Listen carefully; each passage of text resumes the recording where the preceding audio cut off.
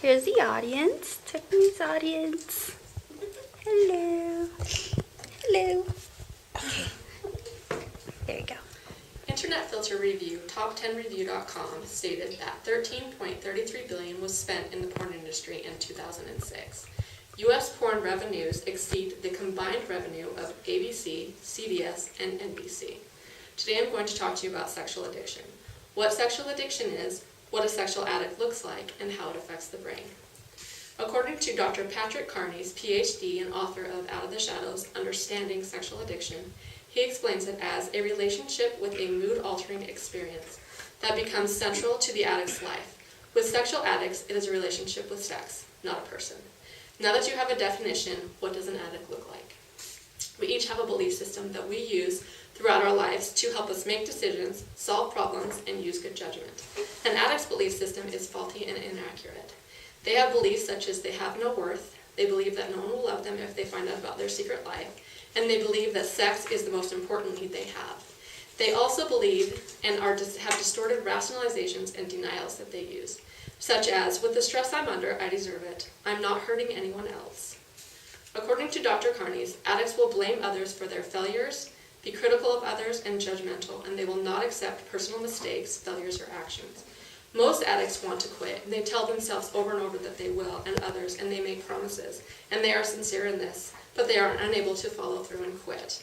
The reason they cannot quit is because there's more to an addiction than just sex and stopping. It affects our brains. This is a picture of a normal brain scan.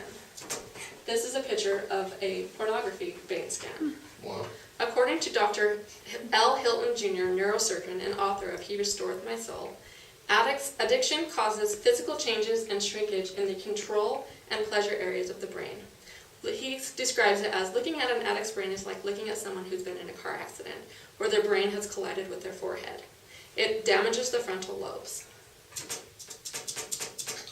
Our frontal lobes help control our attention span, our judgments, our impulses, and our organization. So someone that has a damaged frontal lobe will have lack of organization, judgment, empathy.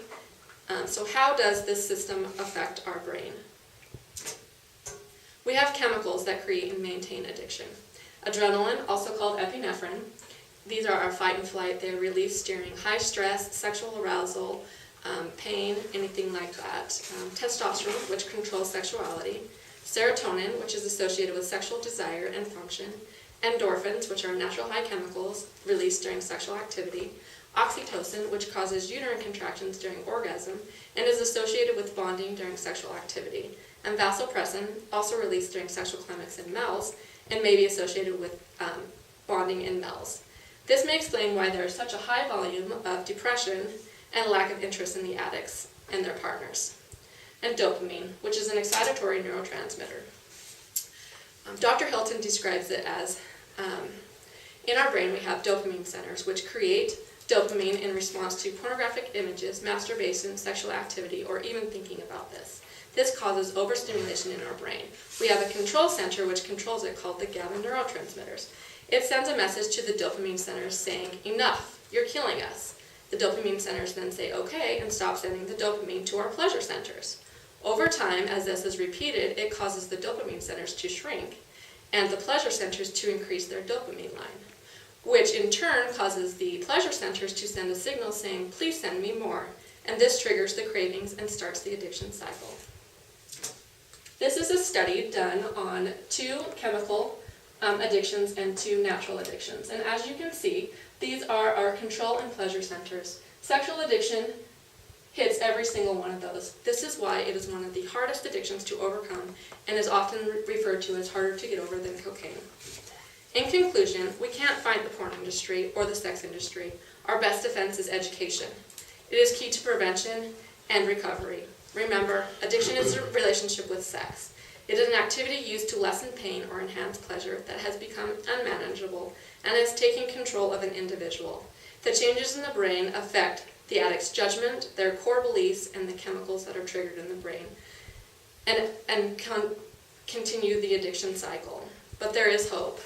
We are finding out more and more information each and every day. The brain is an amazing organ. It can heal. It takes time and it takes recovery, but it is possible. Yay!